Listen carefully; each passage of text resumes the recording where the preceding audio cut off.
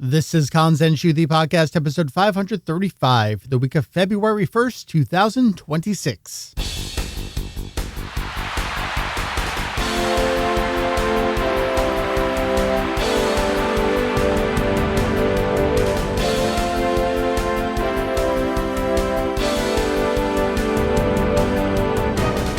Well, hello everyone, and welcome back to another episode here at Kanzenshuu, the podcast, an extension of the all-encompassing Dragon Ball fan site, Kanzenshuu. Appropriately enough, we cover anything and everything Dragon Ball in hopes of enlightening and a little bit of entertaining. Great to be back with you. It is Mike. You may see me around the internets here as Vegito EX. Do not be confused. Do not be fooled. Do not be bamboozled. The one and only Vegito EX. That's me. Man, do I have a bounty of podcasting for you here this time around. You know, initially I thought, all right, I'm going to bring AJ on. We'll talk about Beerus. We'll talk about Galactic Patrol. And then maybe I'll just do like a little bit of wrap up myself with the video game stuff. And then I decided, hey, I've got some extra time on Saturday afternoon. Why don't I do another live Patreon stage over on our Discord? And of course, I had every single technical problem you could expect to have, where it started with couldn't see my video down here, then I rebooted, and then I wasn't getting the audio. I think this stupid DBX thing, I've had nothing but problems with it since getting it. So I'm like, all right, let me go up.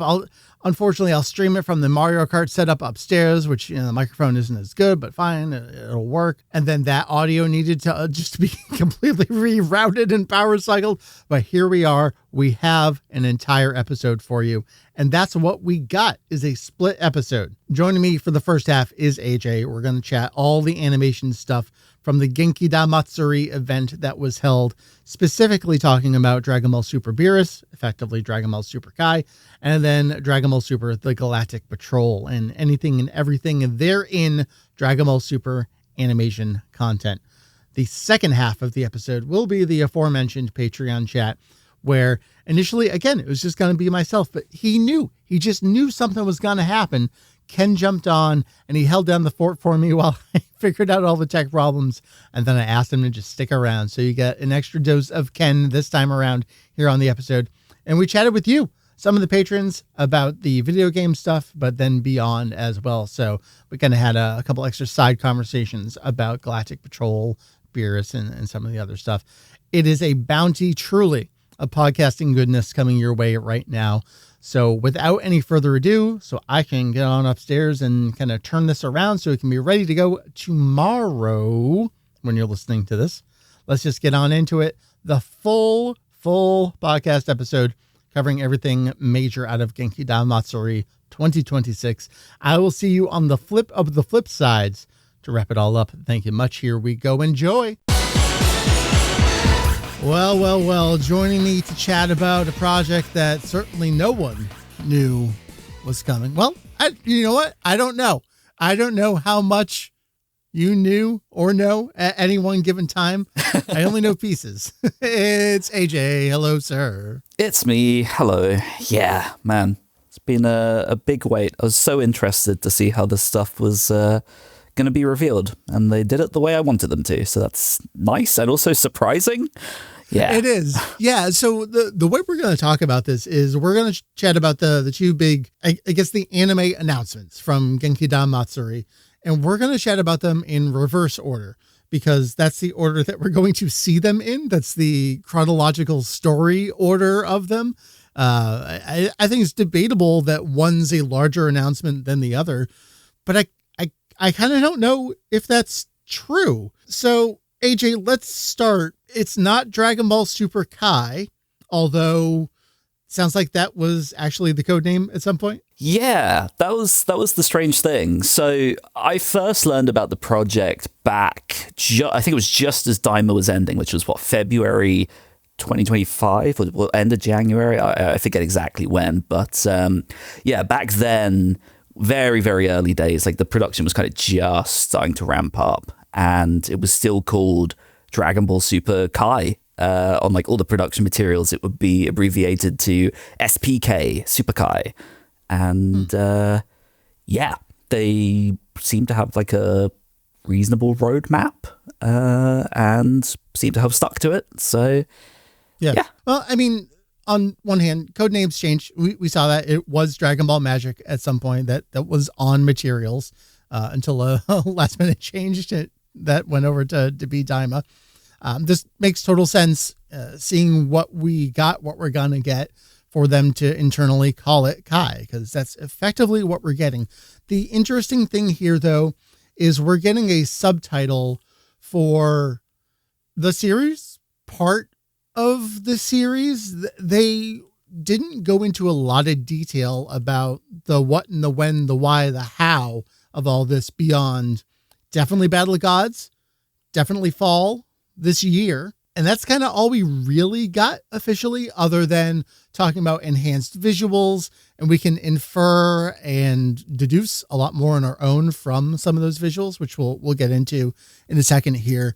So AJ, beyond it being called Dragon Ball Super Beerus, very similar to how they called like Dragon Ball Super Broly, Dragon Ball Super Superhero. So like it's a subtitle, but this is a television anime series. We're not getting like another movie version of Battle of Gods, right? Yeah, thankfully not another film. So all I didn't know the final title. I was told, I think only a couple months ago, like maybe just before Christmas, that it wasn't going to be called Kai anymore, but my source didn't know what the final name was going to be. So learning that it was Dragon Ball Super Beerus was new to me.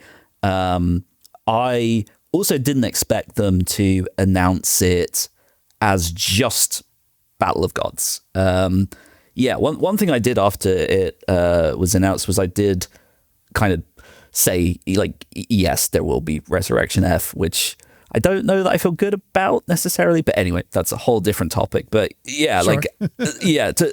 My understanding was that they were going through the series. I don't cards on the table. I don't know how far they will go. And I don't want to say beyond what I said already, but as far as what I have said so far that I know for certain is that Battle of Gods has been condensed down from 14 episodes, which I believe is how they categorized the arc in the anime originally, and that's now down to 6.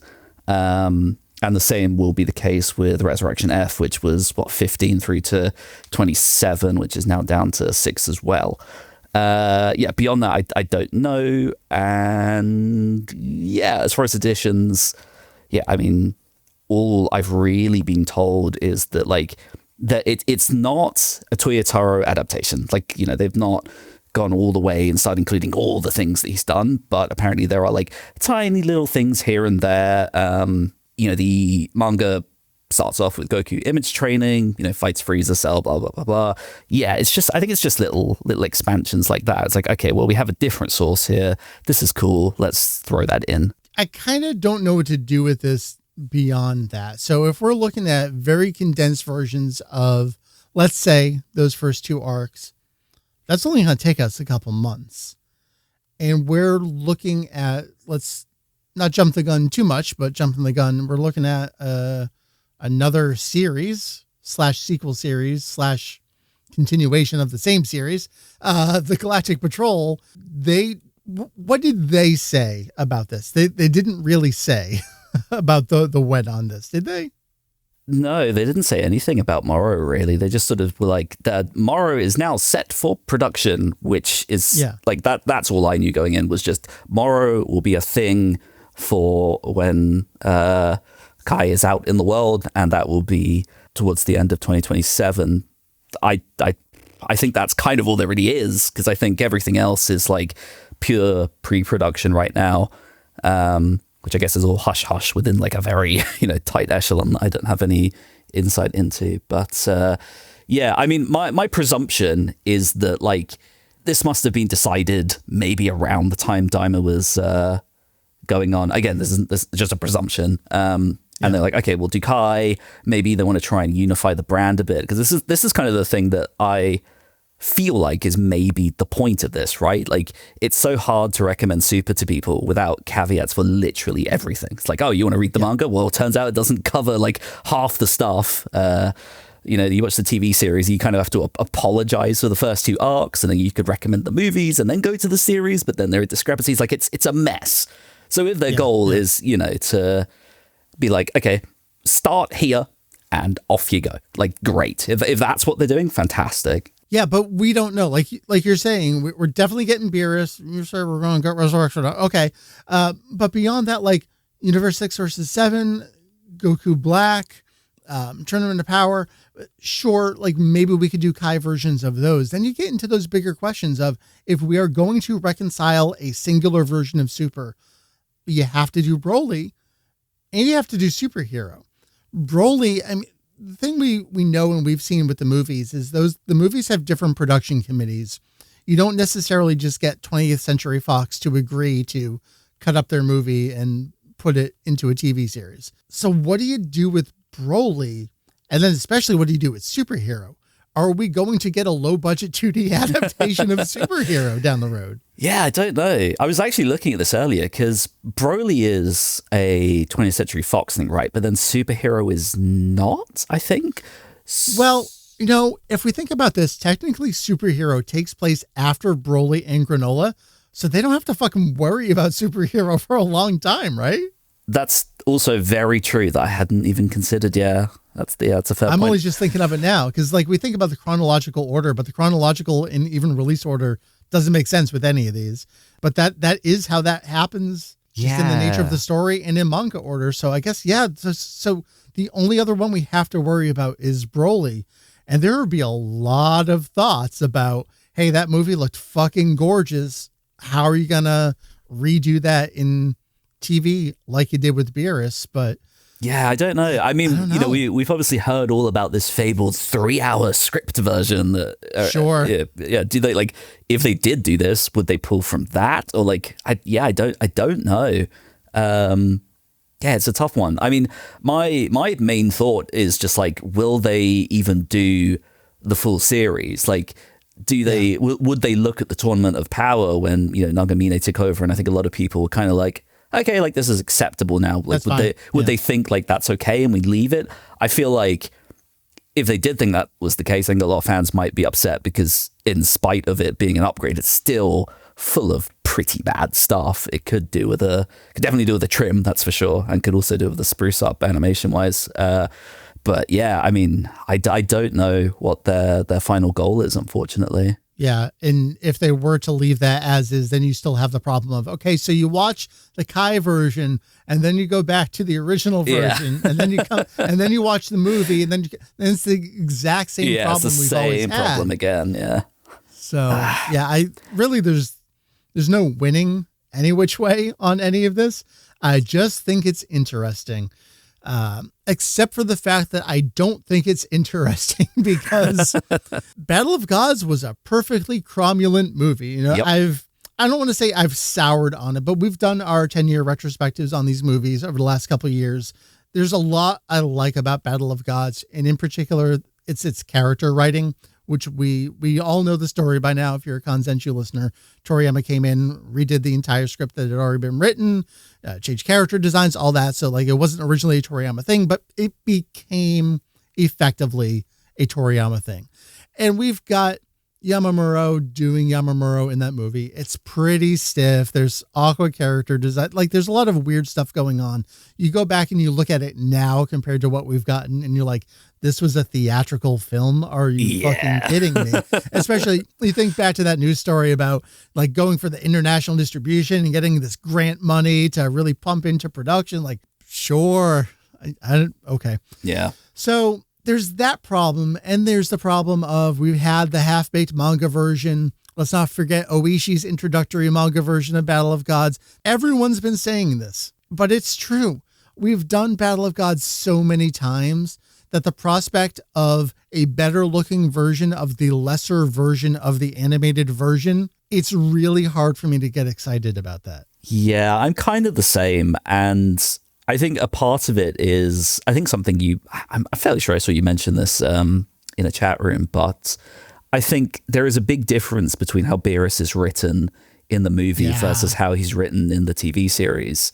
And with Ioku, I think it was him who said like, "Oh, we're looking to make Beerus even more fearsome in this new version." I'm kind of like, I mean, that sure, but like that's not really what Toriyama's Beerus was in that film. So like, is that like you're saying you're bringing it closer to his vision, but this doesn't sound like that vision. So like, what are we doing? Yeah. So what you're referring to, the way I've described it is what I love about Battle of Gods, the original film, is Beerus is dreaming, he's sleeping, he wakes up, he debriefs with Whis, and he's like, let's go find that fucker. Let's go get him.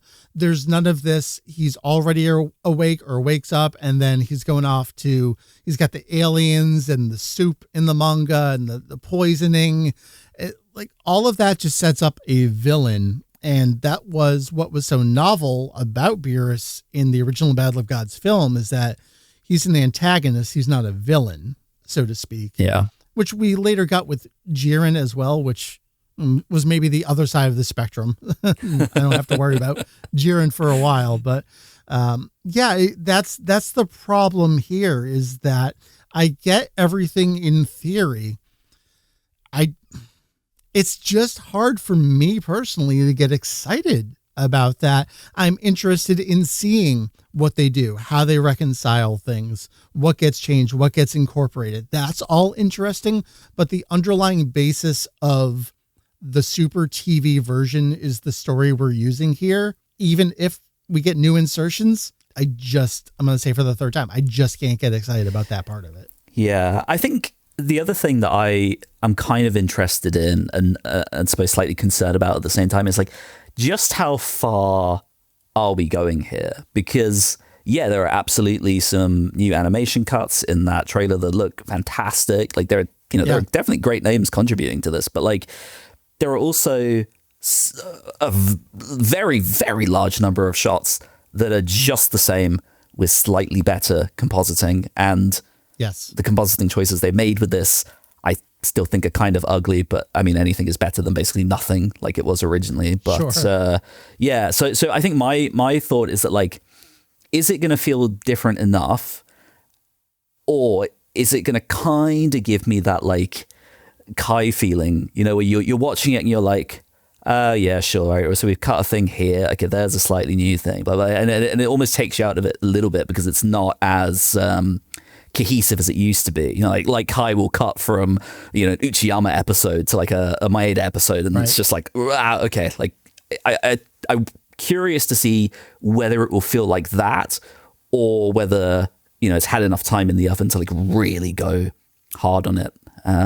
Yeah, to bring it consistent. There's two episodes I want to call out. Was it episode 3 that had the really thick line work early on? 4. That was 4, yeah. 4 with Pilaf and stuff in particular. Yeah. Like that's one where we saw it at the time, and that was so early, and it was, oh, are we going to get animator and directorial flair in this series? And well, we didn't for a while. Like that was a one-off for that one episode. But the other thing I wanted to talk about was episode 5. Everyone knows episode 5. But the thing I want to bring up, and I'm glad you refound this interview for me.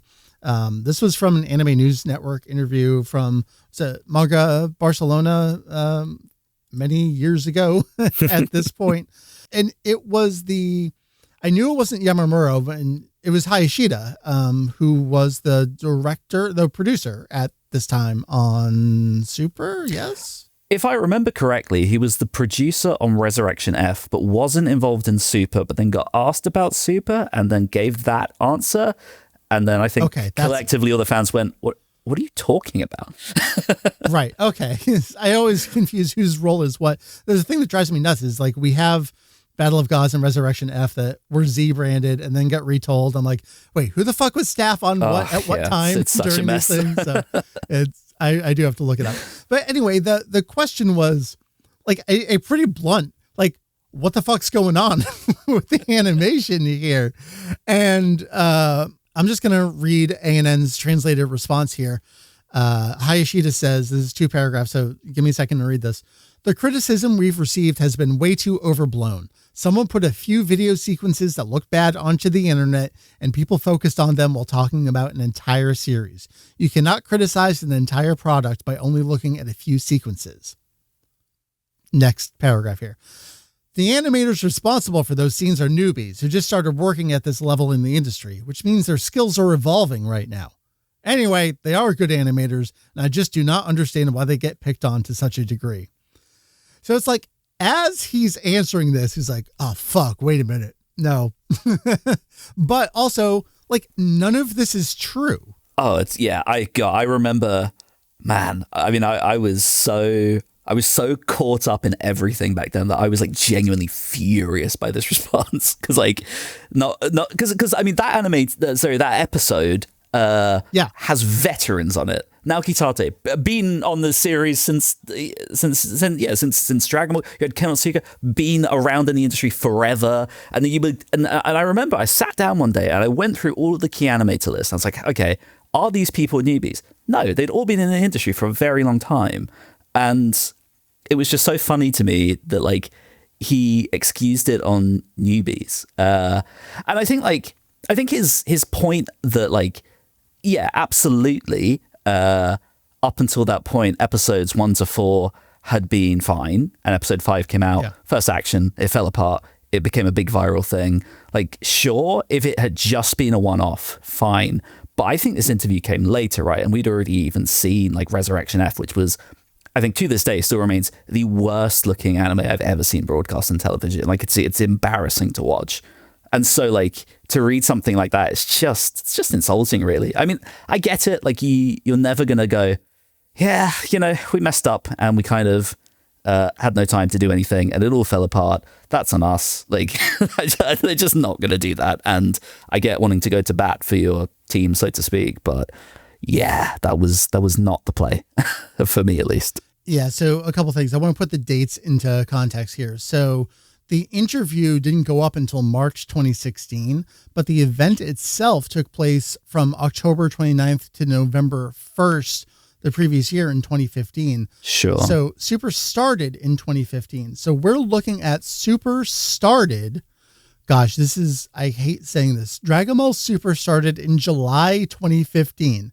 So the show, by the time this event and this interview took place, if we're looking at, what's the date I said there? October 29th. So if we look at, so that weekend, episode 17 was premiering. So the entire Battle of God section was already done. We are transitioning at this point into the Resurrection F stuff, and we are episodes away again from it melting on screen for us. Was that 24 or 22? Yeah, 24. Well, 23 was already looking rough. 24 was a disaster. And then 25 and 26 were like pretty rough too. Like it was just, yeah. Just total lies. And just, I think being caught off guard by the negative online reaction and being confronted by Western fandom, honestly, about this. Not that Japanese fandom is kind in any way. Like those in-betweens, I mean, that's the thing to harp on here. And I promise this will make sense as we continue the conversation.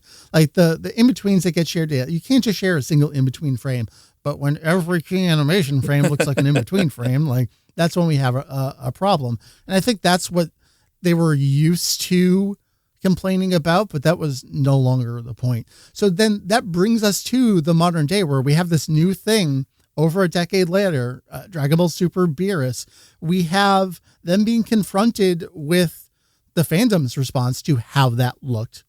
We know Akira Toriyama was not happy with Dragon Ball Super. We have a comment from him on record saying he complained about the animation. I don't know. I'm not going to say much more, but take it on authority from me.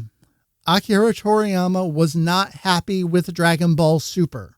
End of statement. I think they're very aware of this. One of the things I was told very early on was that like the sort of core belief among the staff involved in this project is that like they know Super's reputation animation wise is very poor. And so like their kind of personal goal is to try and, bring that up to a new standard and almost sort of restore its reputation in a way. So yeah. Very aware. The other side of this question is, I mean, we know why they do these things. We know why they did it with Kai. We have it on record from their investor reports where their entire goal was to indoctrinate a new younger audience into the world of Dragon Ball that knew it from their older siblings or their parents, didn't know it at all. They want to bring them into this fandom because you don't make long-term money by only serving the same dwindling existing group of fans. So it makes sense to do that with Super. However, you also have the other side of things, which is, okay, well, it's the 40th anniversary. Lots of series get remade from scratch for 30th, 40th, 50th anniversary. I think there's a valid question of, well, why didn't they just start the series over? What's your take on that? Yeah, I'm not sure. I just think like it's hard to answer this without being morbid, but I just don't know that you can reboot the series with Nozawa in the lead with hopes of creating like a whole new Dragon Ball, you know? With Toriyama gone in single digit years. Too. Yeah, exactly. That almost feels crude to me. Yeah, no, I totally agree. I think there will almost certainly be a remake at some point. Probably sooner than we think, I would imagine. I mean, Chikashi Kubota has said so many times, please, please let me do this. I want to do this. Yeah. And I think they're in a unique position where they do have new Toriyama approved material that continues a story that isn't so old that even the youngest fans don't remember. Like, they're almost entering they're not quite too new and they're not quite old enough for it to be nostalgia. It's like in that middle portion of, oh yeah, I was into that. They're doing new stuff. Okay, cool. Yeah, are you referring to Super here or? Yes, yeah. Super in general. Yeah, to continue that where it's never truly exited consciousness. I would say maybe even production.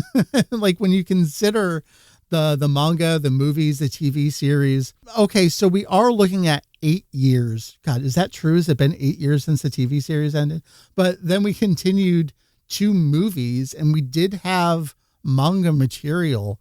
And we've talked a lot over the years about what V-Jump is and what it represents, but also how it's changed the way that it presents manga and what manga runs in it. And Dragon Ball Super has kind of balanced those 2 eras, I would say. When you look at what happened before Super, where the Dragon Ball material in there was Episode of Bardock, was Hero's Victory Mission, and then became Super, which was so different because it was a simultaneous product as opposed to a 3 series removed pseudo sequel, which is usually the kind of stuff that runs in V-Jump. So, and then for V-Jump just to transition then into having Boruto move out of Weekly Jump and accompany it in that magazine as this is the real sequel manga stuff now. Yeah, no, Boruto was exactly what I was going to bring up. We've almost kind of watched Super evolve into what Boruto is. Super, of course, as you know, you've noted many times over the years, it was that was not the primary source. It was a promotional thing. It didn't even cover things properly a lot of the time, and then it just evolved more and more and more. And then, of course, once the series ended, it was okay, now we've got unique arcs, and Toriyama's contributing to those still. Helped with some of the Moro story stuff. I think I looked at this earlier. I think Toyotaro mentioned that was it Maris being an angel was a Toriyama idea that he integrated. Yeah. And then wrote a good chunk of Granola, and it's just become this thing. It's a proper sequel manga now, and not only that, it is now being adapted into an anime sequel series, and I think that's maybe the point. And I think, and I also kind of wonder if that's maybe the point of this long hiatus as well, to if this is this true unification to try and bring everything together.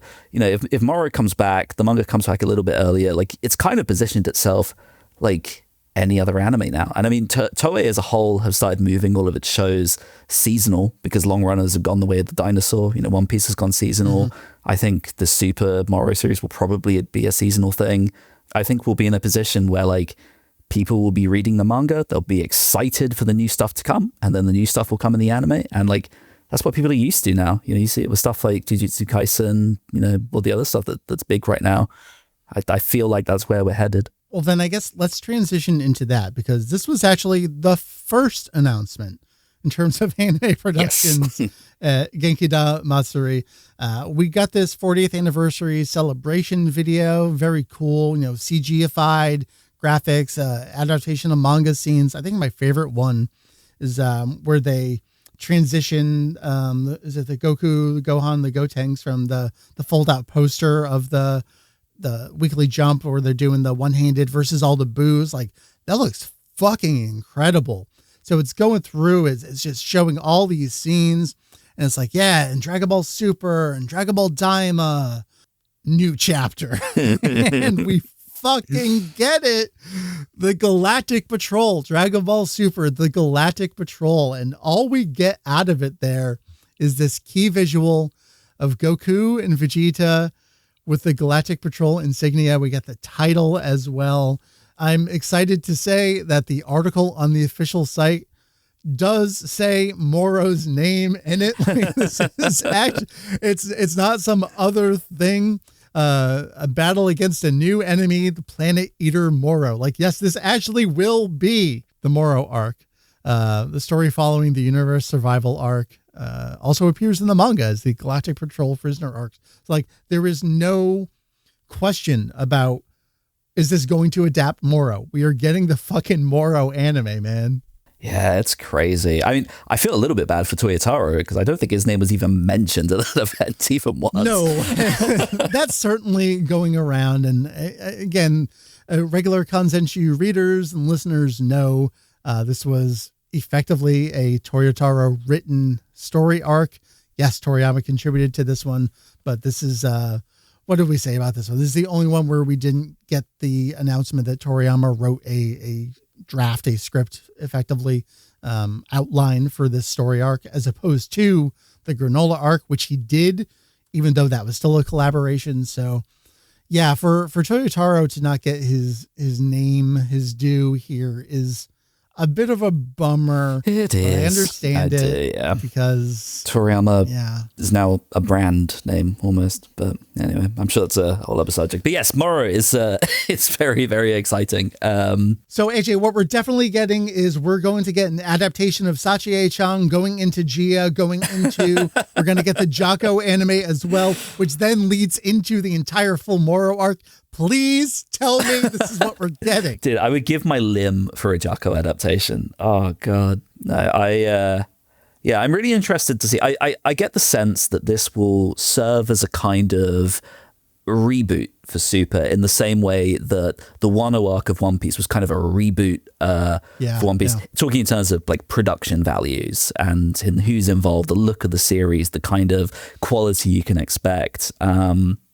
They didn't credit the key visual. My guess was Shintani. I have a secondhand source that said it is. I would like to try and get a firsthand one as well, if that's true, if that does mean he's the designer. Amazing. Yeah, I wanted to ask you about that, because it doesn't look like Yamamuro, obviously, but it also doesn't look like Broly. There's something about Vegeta in particular. I look there and I just see 90s promo art Vegeta in that pose, in the shape of his face, the way his hair is a little slicked back more. There's something about Goku that is modern Toriyama, where maybe he's a little shorter than expected. His head is too big. yeah, there's just weird proportions, but like incredible definition all around. Yeah. I don't know what to make of it, but I'm psyched. Yeah, I'm the same. Like, I'm glad that it at least seems to say, hey, look, this is a thing that will look different, because, you know, the Beerus key visual is a Yamamuro illustration, and I think like if they were continuing with that path, I suspect he would have done the key visual for the Galactic Patrol arc. So I think the fact that it is someone else, presumably Shintani, is maybe a hint. We'll see. Yeah, I mean, his style has evolved dramatically since that 2018 Broly movie. I mean, we saw him being super round, and then we had, I think there was an anniversary poster he did that was more angular. Even the home releases of Broly started to get more angular. And then like the Sparking Zero cover came out and it was like, oh, that's a lot of angles. Okay. And it feels like he's kind of gone even further if it is definitely him. So it'll be interesting to see how it looks. It feels, I wouldn't say that it's like super Toriyama-core, but I think it's as you said, like it looks like the kind of promo art you would see back in the 90s where it's like, it's kind of pulling from some anime aesthetics. It's also kind of pulling from Toriyama's manga that's like coming out at the time.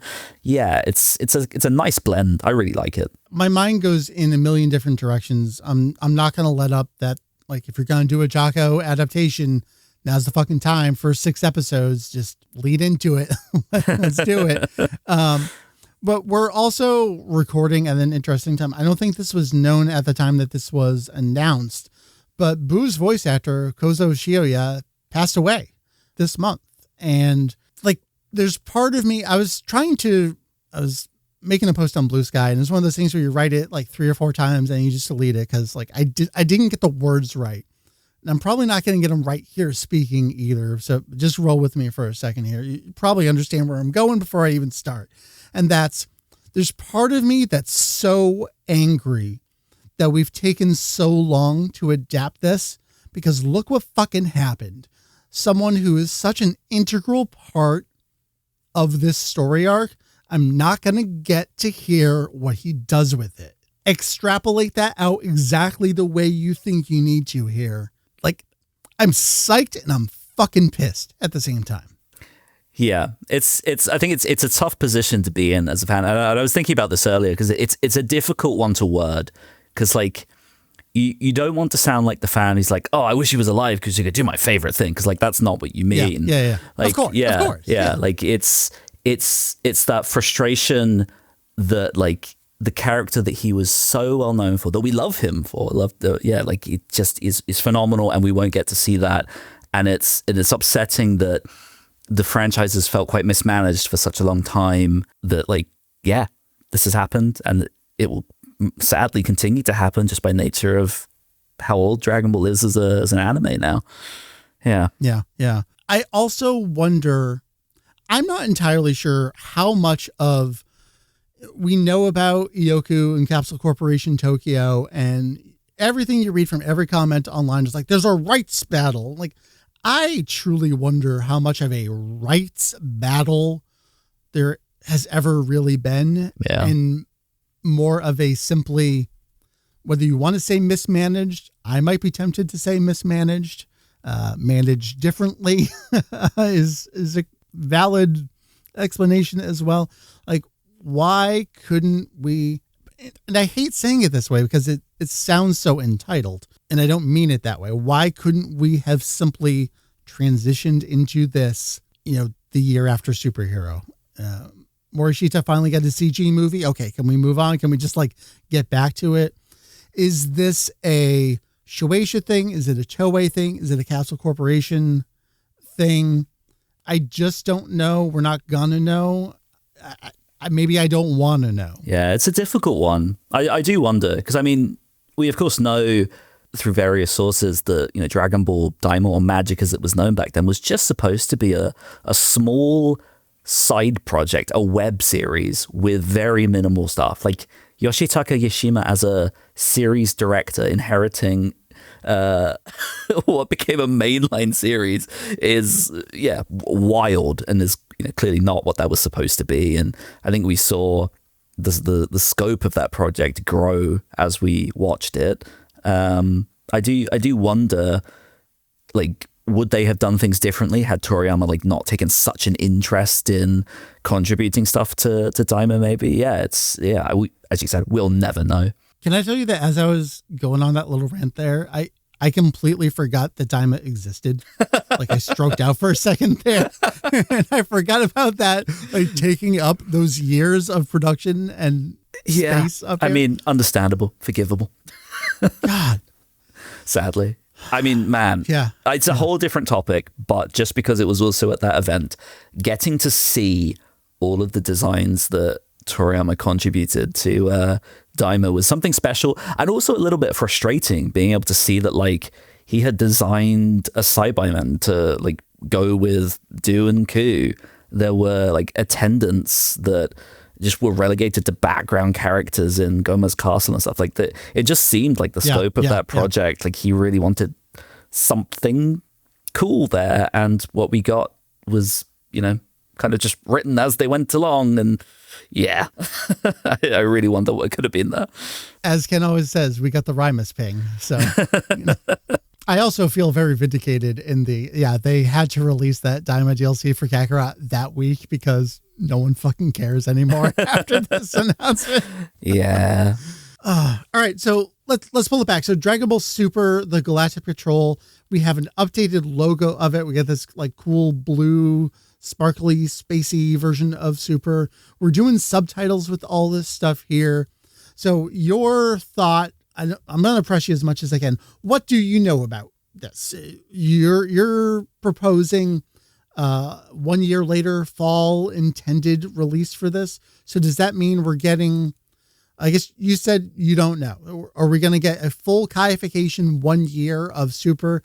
That seems like a logical jump of logic / scheduling to lead us into this. But then if we do that, that wouldn't be the seasonal model they want to get to, unless it is a season where it's like, okay, this is this season, and immediately this is this season. Yeah, I don't know, and it's hard to say what their release schedule will be, because it's also not. What time slot is this airing? Well, is this airing? That's true. That too. Like I have no idea. But it's also not a traditional anime, so like it's so hard to say. Of course, as I said, like Toei have moved almost everything over to a seasonal model, but then this is not a ground up anime. It's a recut. Like it's just not the same scope at all. And then the other part of me is also like, well, can they do the whole thing in the lead up if they still plan for 2027, as I was told, for Morrow, without compromising the production schedule of Morrow? Because then you're splitting a team across two stuff. So like, I don't know. I mean, I've heard winds that like they might get to a certain point in Super, do Morrow, and maybe continue with the remaster of Super afterwards. That's a possibility. I have, again, that's not my own source. That's a trustworthy one, but not someone I can validate personally. So I don't know on that. I don't want to say how far they've gotten so far, but it is, it's more than you'd probably expect. So then we don't know much about, like, I'm really trying to pull something out of you for Galactic Patrol, but I really don't. No, I don't even think that's even begun. I don't think a pen has been put to paper with that yet. I feel like it is right now just being coordinated. Like, okay, you are the character designer. These are the designs we need. Let's get some directors in. Let's start boarding stuff. I don't even think that there is a proper animation team assembled yet, outside of like the upper echelon of what you would get with an anime. So yeah, it's very early on. Well, then compare for me. It's not Toriyama's pen. However, unlike the original version of Dragon Ball Super, which I guess for Beerus and Frieza, you had the prior movies to base it on. But let's say for Universe 6 onward, they didn't have a manga pre-written, pre-existing to literally base it on. They were doing concurrent productions. So again, this isn't Toriyama's pen. This is Toyotaro's pen on the paper. But they do have a manga. Like, they know what the story should be, what you get from point A to point B. I guess how you get from point A to point M, and for points Z to M. What order are we going in here? Like, they have the story. Does that help? I would imagine so, yeah. I think like one thing that Super always seemed to struggle with was to have like an actual, they call it like a series composer, someone who either writes the whole script themselves, like Kakihara did with Daima, or someone who coordinates a team of writers. We kind of got that at times with Super with, oh God, I've forgotten his name now. Tomioka, was that who it was? Atsuhiro Tomioka, was that? Anyway, whatever. It doesn't matter. We had it happened. The thing I remember was King Ryu in that blog post that came in where it was, now we have someone overseeing the series. Yeah, it was like so much of it was weird, like it uncredited, but then kind of credited. Yeah, it was it was super, to put it in one way.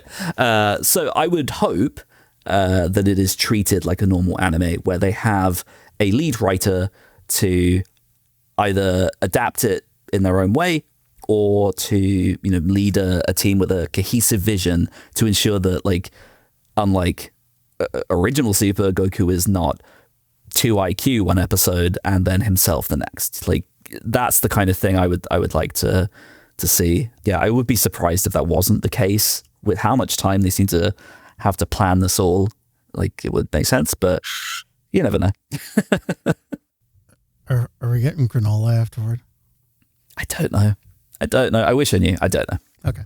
I mean, it seems, again, like a logical leap to make. Is we get this series going? Is it a success? Probably going to be a success. Probably going to be a very good success internationally. And you might as well just continue it. Again, something I've talked a lot about is, forgive me for repeating myself, you get to be in your 40s, you only have 5 stories that you tell over and over and over. And soon that dwindles down to 3.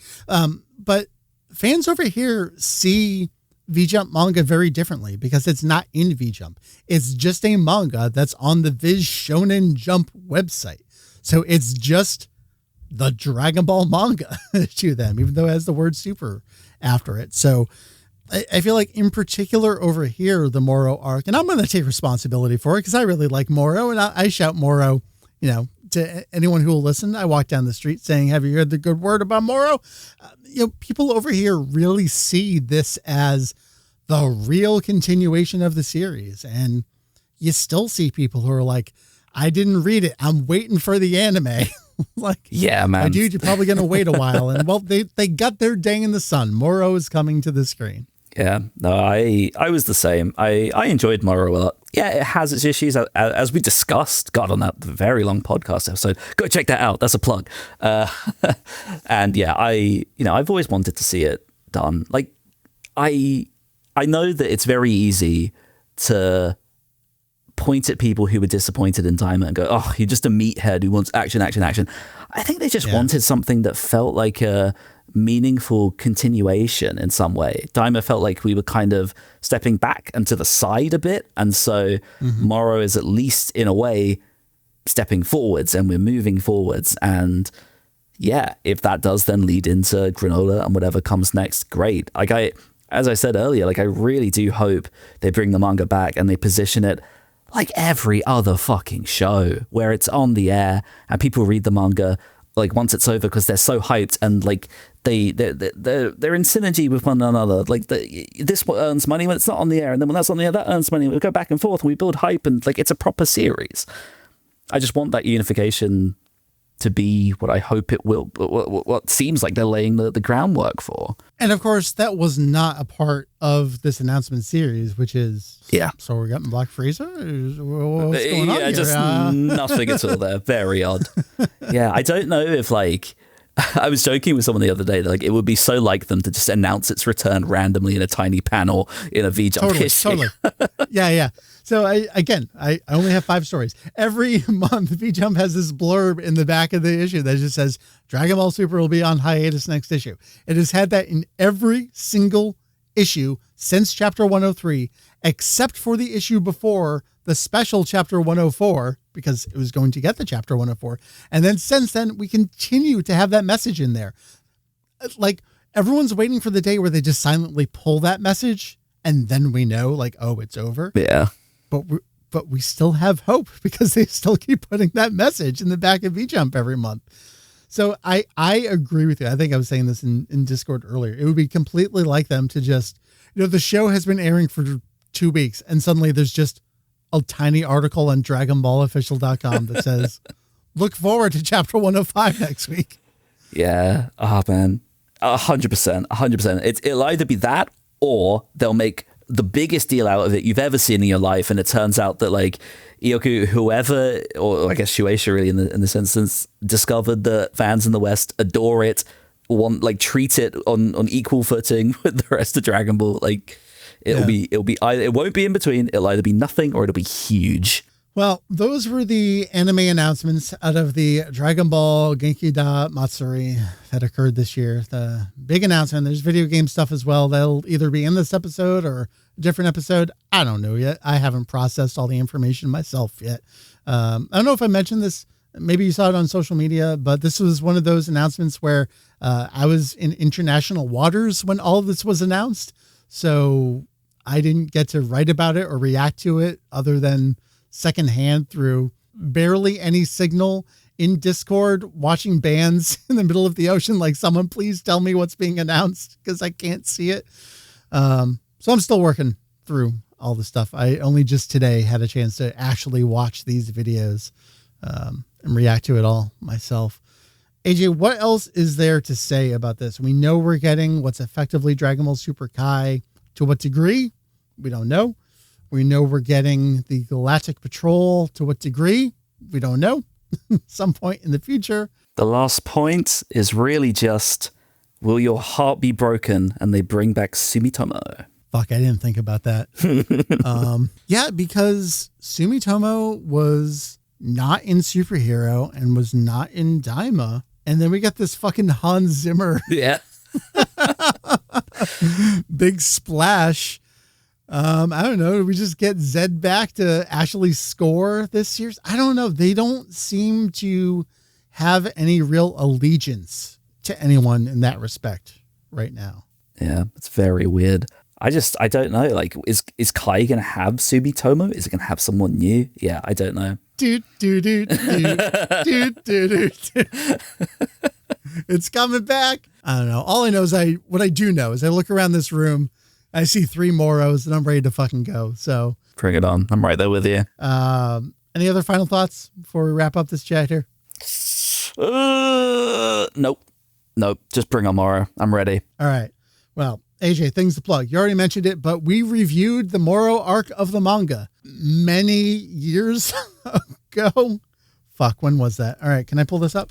Have I updated the kanzenshuu.com/podcast/reviews? I'm quite nervous to hear how long ago it was. I've lost track of what time even is at this point. All right, Dragon Ball Super Galactic Patrol Prisoner Arc manga podcast episode 487 released for Christmas 2020. What the no, the fuck it wasn't. What? Yep. How? Yep. Man. Wow, they really just sat on that for fucking this many. Oh my God. Okay. Yeah, that was the full arc review. That's mad. I really hadn't clocked that it had been that many years.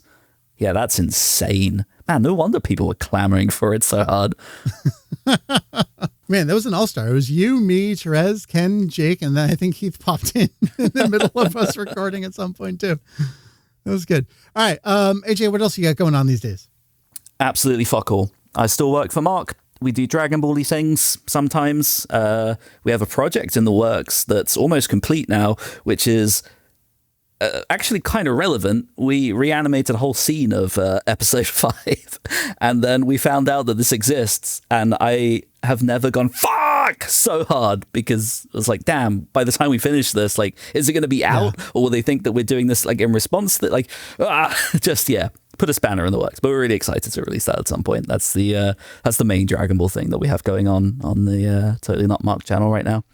You know me, I don't watch YouTube, so I'm sorry to say I haven't seen this stuff, but I do know you did a Daima thing, right? What you rewrote Daima? Well, yeah. So Mark had a crazy idea that was so we kind of have a vague idea of what Toriyama's concepts were for Daima, and we know that Daima was kind of written as it went along and tossed so many random plot points out along the way. So what if we kind of took those story beats and pretended to be Kakihara and did our own version, trying to sort of piece together those little clearly Toriyama tidbits into an actual story. And so we've done only Act 1 so far. We'll see how it goes from there, but people seem to broadly like it. We got a little bit of pushback because we kind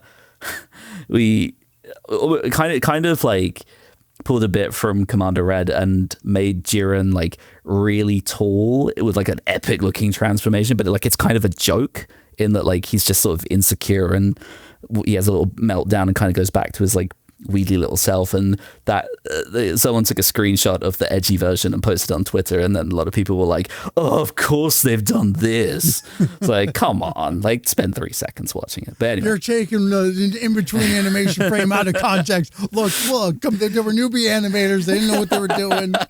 Yeah, I should have just copy-pasted Hayashida. Can we turn that into a new copy pasta? That'd be a pretty good one. Oh, yes, please. Do people still call it copy pasta? Is that what it was called? I don't know. I don't know slang, even if it's not. And everything's a scam. Motherfucker. I saw something the other day. It was, it was just one of those posts where it's like, how can you debate Toriyama's involvement when these scans exist? And wouldn't you know it, it was a screenshot of our webpage. I post about this all the time. A screenshot of our webpage translating Toriyama's comment from the Super Dragon Ball Z arcade game. Oh my God. Like, there are so many incorrect levels to that like, I can't actually get angry about it. I just have to. That's one of those, like, you just sit back and you just stare off into the distance. I think you need an award at the end of the year for, like, the most confused fan. Like, who got Kanzenshuu the most wrong? Most wrong. That's not too shabby. Think about that. All right. On that note, we are done here. AJ, thank you. I appreciate it as always. We'll see you at some point this fall to chat about Dragon Ball Super Beerus. We'll see what pops up ahead of time. Maybe we'll, as we get more information on it, some more trailers, and we'll dissect some stuff. I'd love to hear what you have to say about it. Yeah, sounds good. Always good to chat. All right, dude. Thank you much. Bye. Bye-bye.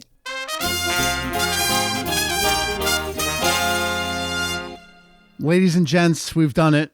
We're only 24 minutes late. I want to thank Ken for holding down the fort as I jump between two different computers. I don't know. I got audio issues everywhere. Audio and video issues everywhere. Ken, you already have done a podcast? Have you recorded y'all's stuff about Genkidamatsuri yet? Yeah, it is actually already in the can, fully done. Because of the polar vortex, I had time to work on it. Nice. Outside of normal hours. It's done, ready to come out Wednesday, February 4th. Excellent. All right. So we're going to be kind of tag teaming podcasts this week. If you are tuning in to the podcast, which I assume you are, unless you're one of the few folks here in the Patreon Discord, you just heard AJ and myself talk a lot about the Galactic Patrol and Dragon Ball Super Beerus. Tara has strong thoughts about these as well. Tara, you want to join the podcast? Come on over. What we're doing right now is a live stage on the Patreon Discord. So we're going to chat out a few extra things about I was going to say convention, but the event. In particular, I want to chat a little bit about some of the video game stuff. And Ken, actually, you're the perfect person for some of this video game stuff because you've been playing the game. I popped in a game today. You wouldn't believe what game it is. You get one chance to guess. Would you like to venture a guess? I'm guessing it's Sparking Zero. It was Sparking Zero, my dude. It sure was. So, oh my God. So, Ken, why don't we start there? And I will loop back around as we chat things out a little bit. We'll invite some folks to the stage here to get some thoughts. Please put them in the chat as well. I'm going to make sure I load up the chat. Holy cow. Ken, Sparking Zero came out in October 2024. I played it for like a week and I said, I'm good forever on this game. Fun thing about Kanzenshuu is our first podcast episode was a review of the first Sparking game. So I've been here since the literal beginning with this series. It's no secret that it's not my favorite kind of game, not my favorite series. I don't get a lot out of it personally. So when I put it down, like that was probably gonna be it. I knew there was gonna be the DLC. I got the Ultimate Edition, so I was granted access to all that DLC. Never picked it up. None of the superhero stuff, even as the Daima stuff came out, didn't play it at all. Ken, you recently picked it up. You said that you were gonna wait for a mega sale on this game. So what was your price breaking point and what have been some of your early impressions? And this will, I guarantee, transition into some event updates here. So, full disclosure, I'm playing a very different version of Sparking Zero than you are, perhaps maybe anyone. But my price threshold was $20, which the game has still not hit. But Randy did send me $20 so that at 35, it would then only cost me 15. So I was able to pick it up. I picked it up. When I say that I'm playing a different version of the game, I am hacking the hell out of it. Yeah. Giving myself infinite health, infinite ki, all sorts of things. I'm in uncharted territory because I'm playing this on PC. I have never really used like a cheat tool to play a game before. Yeah. Outside of like, I don't know, maybe old Super Nintendo emulation days. The way I'm playing it, I am having a great time. But I don't care for the gameplay either of the Sparking series. And I think it just comes down to I'm not built as a human being to understand it. It's too convoluted and cumbersome for me personally. That's exactly how I feel. And it's been especially rough coming off of Kakarot and how like all the controls are kind of like tilted in like one direction compared to what they are over there. It's been rough. So the reason I wanted to pop in the game again was, hey, I got all this DLC. I should probably at least like do Ku's super moves and see what they look like. That'd be fun. But this game is getting additional support. We knew this. Once they crossed the threshold of this season pass, we got that trailer that said more updates coming, more characters coming. And sure enough, that's exactly what's on the horizon. They, at the Genkidamatsuri event, they had an update for Sparking in particular. We got a full roadmap of where they're heading with this game over the next year-ish. The game's in an interesting position with the Switch and Switch 2 versions where those are like lagging behind the other console and the PC versions. But at least over on PC and the main consoles, for lack of a better phrase, we know that we're getting all new characters. We're getting new costumes, which I think has been severely lacking. I know there's a bunch in there that I haven't unlocked, but there's a lot where you're like, why isn't this in there? That's kind of like what these games got known for to some degree back on the PS2. It was just like every character, every version of every character. I think even going back to pre-Sparking with the Budokai games, you didn't have like casual clothing versions of the characters.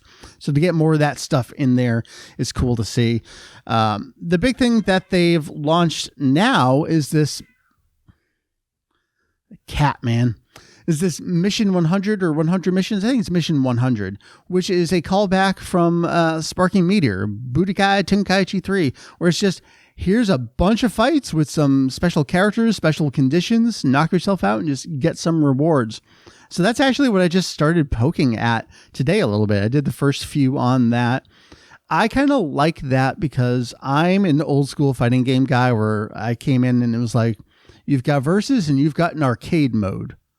And that's what the fighting game has. And that's what I'm looking for in a fighting game, really, is just an arcade mode that gives me a set, like, here's the stuff to do. Just go do it. Fight them in this order for this reason. And I thought that was pretty neat. I just did a few of those and, I got my jollies out of it. And I probably need to go through a bunch more. There's so much stuff for me to unlock. So it was a nice way to just get some additional Zenny and whatever experience you get in that game. Have you popped it in since this update? No. Well, no. Even if so, I wasn't going to touch Mission 100. Yeah.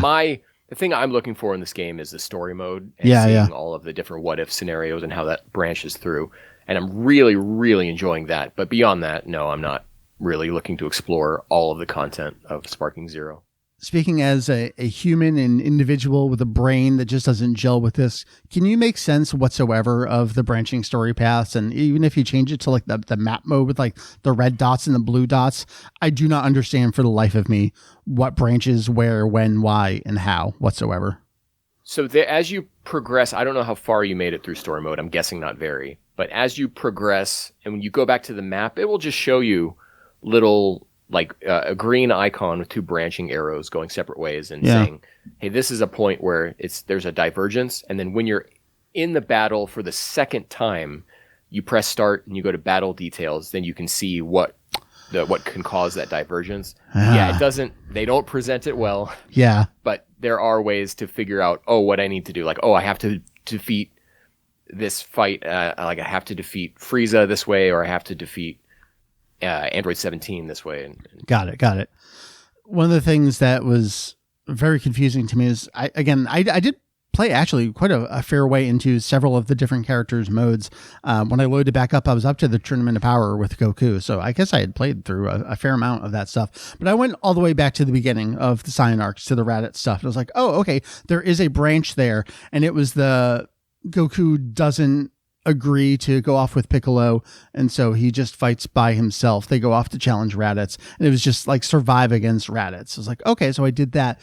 And then it just kept going. I'm like, okay, so this is going to bring me down some other path. But no, it just like, without telling me, put me back on the normal path and continued with my fight against Nappa. And I'm like, wait a second. Then I exited out and I was back in the normal path. Like, wait a minute, game. So a couple of the branching pathways do snap you back. Okay. To the one true timeline. Sure. If you don't play them a certain way. Yeah. Like for the one that you're talking about, if all you do is survive against Raditz, then Piccolo comes in and then the story. Yes, that's what happened. Yeah.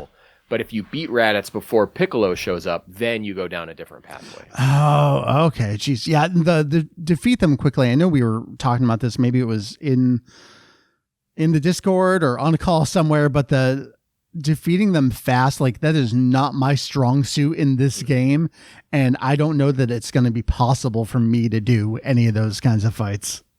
The great thing about playing on PC with all my hacks is I can set damage multiplier to 3. Oh shit, man. And just defeat them like in 1 or 2 hits. God, maybe I gotta rebuy and just do it the Ken way. That sounds like the way to do it.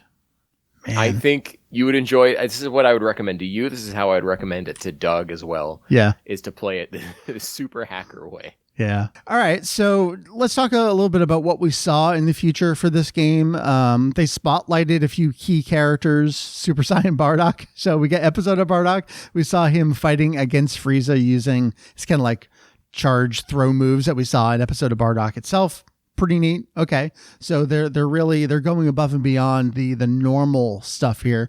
We got Piccolo Daimao, Demon King Piccolo in there, and Super 17. Those are the ones that they really did a big spotlight on.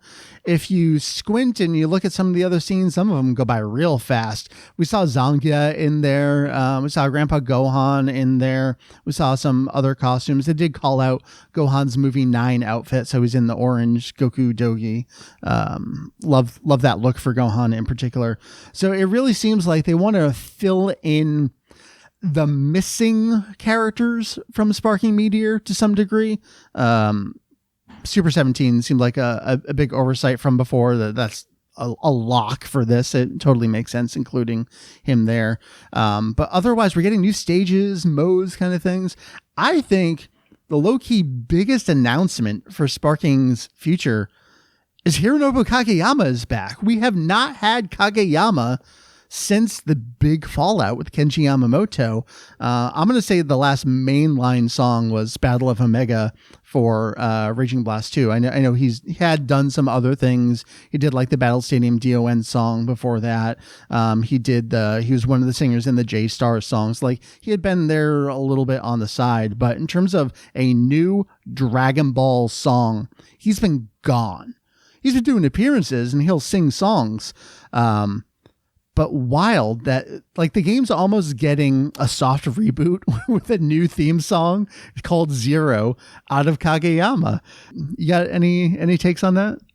It's a very strange move to have done this at all. And I'm glad that we're getting something new. I can't wait to actually hear the song proper. Yeah. Mike, I know you didn't watch the event. I did find a co-stream version of another of those yapping guys over top of it. So yeah. The acoustics were not very good, so I'd like to hear the song properly. Yeah. But it's Kenji. It's not Kenji Yamamoto. It's Hironobu Kageyama, and so it's going to be great in the final version. I can't wait.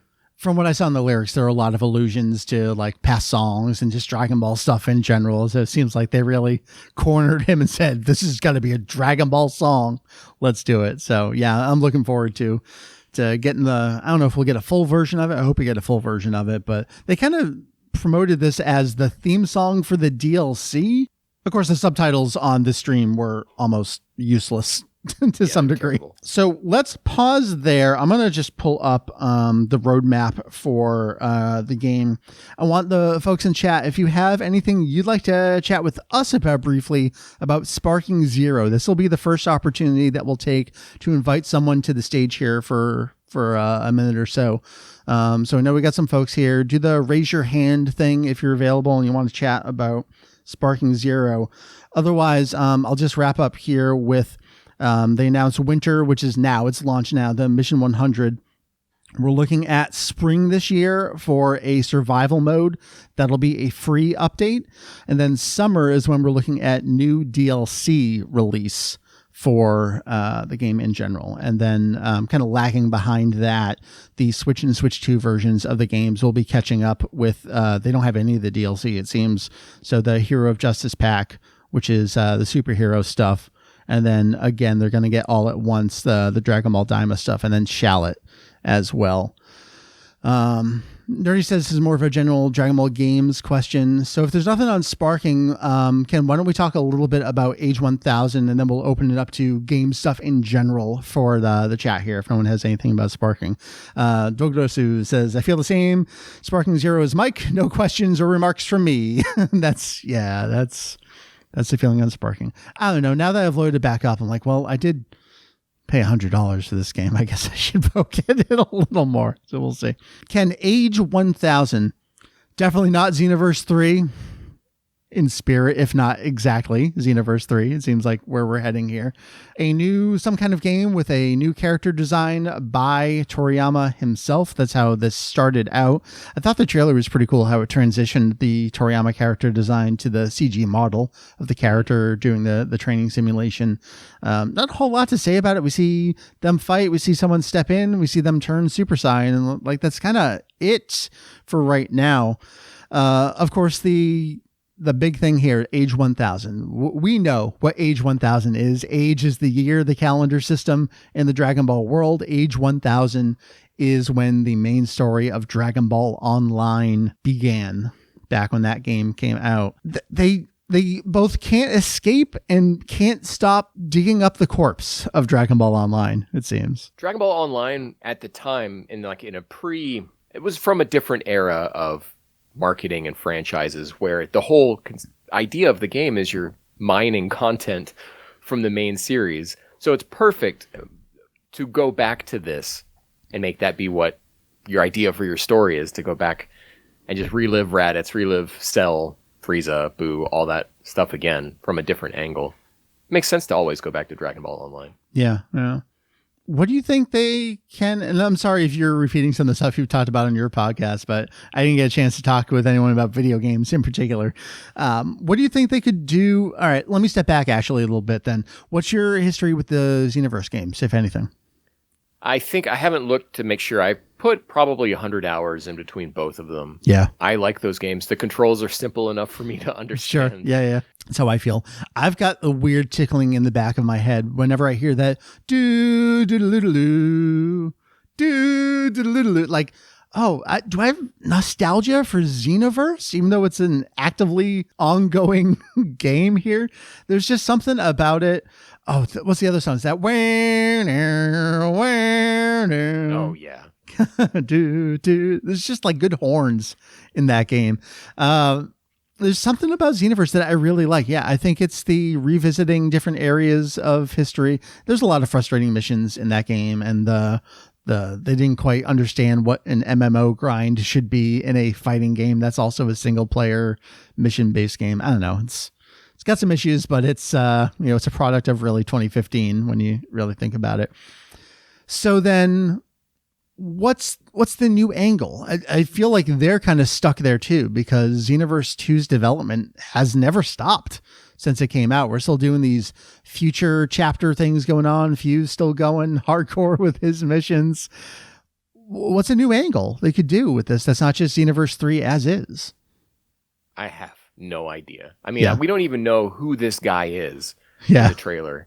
We know that there's a character who appears to look like Goku. I had to go through and like level adjust to make sure that it wasn't actually Goku Black, because he does have a similar kind of turtleneck situation. But it is someone, he's either Goku or Goku's kin in this.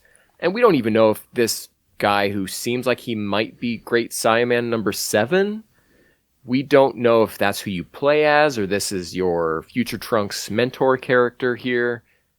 Or if you're just a Future Patroller number 3 generic design that you're going to replace anyway and play as someone else. Right.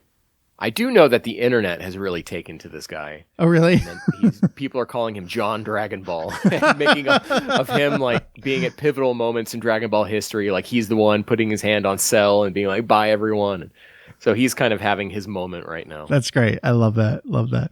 The thing about Dragon Ball Online was, what was the deal? Like it's so far, and there's been so many families that Saiyan blood has been diluted enough that anyone can, not anyone, but there are other characters that can transform Super Saiyan. I forget what the exact lore on that was. If we think about GT, which I believe was not considered in Dragon Ball Online story, but yeah, GT, it seems to be manga only. That takes place 889, 890, depending. And you've got characters probably like, what, 1/16th, 1/32nd, 1/64th Saiyan going Super Saiyan in that. Yeah. So it sounds like it's not hard to believe. Sounds like you can wish for Super Saiyan as well. Maybe that's what I'm thinking. Thing that always drives me nuts is whenever I see XV, I actually think Final Fantasy 15 before I think Xenoverse. It's just the Final Fantasy Roman numerals take precedence in my brain here. Yeah, I don't know what else they could do or what else I'm looking for in another Xenoverse game. I want a big overhaul on the drops in terms of like getting costumes and attacks and stuff.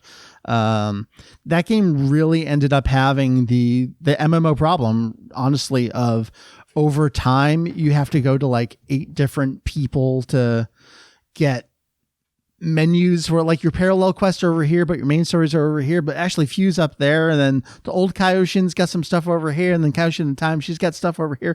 Like there's every couple of years I load up Xenoverse 2. I'm like, I just want to do the new story stuff. I have no fucking clue where to go to pick up new story stuff. And I don't have the benefit of the lodestone for FF14 where it's like, okay, it's patch 7.3. Where do you just pick up the main scenario? I don't know, man. I've never purchased any DLC for Xenoverse 1 or Xenoverse 2. I play those games, I have the rich base experience, and then I just drop them and move on to the next thing. I'm not really, outside of like Hitman, I'm not a game as a platform type person, and I guess Kakarot technically. Yeah. So once I beat a game, I really set it down and don't go back to it. Yeah. That's interesting. Xenoverse, I'm going to say almost all of it. I only ever go back and buy it. I've never bought any Xenoverse DLC for full price. I only ever buy it when it's at 50% off on the store. That's the way to go. There's too much. There is too much. But I mean, it is people complain about it, but you said the base game, full experience. It is. I think Xenoverse 2 as a base, if you want to pay the $7 for Xenoverse 2, there's a full game there for you that is fully complete in and of itself. And I know they've added a bunch of free stuff into it since then, but there's a lot of alternate quests and a few stuff in there that I think is honestly better than some of the stuff we got in Dragon Ball Super. Never mind Dragon Ball Daima. I mean, there's better story stuff in that game than I've seen elsewhere in the mainline story. So, especially with Sparking Zero on the market now, beyond that, like, I don't know how they would change up the like actual gameplay formula of it. I guess I would just take another one. Mm-hmm. It's time. All right, so let's pause it there, and now we'll take the opportunity for anyone for any game-related stuff. It can be about Sparking. It can be about Age 1000. I didn't touch on any of the other stuff. There's probably some card game updates in there. Legends, Dokkan, I'm sure they talked about it. I know we have a battle hour coming up this spring, I think, where we're going to get more updates about Age 1000.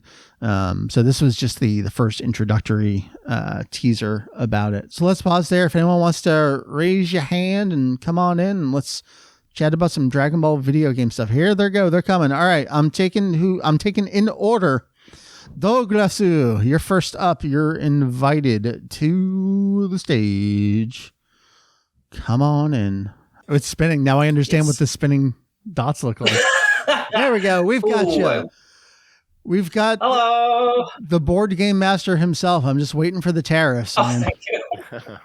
I know. I'm waiting for it too. I'm waiting to share the goodness, I guess.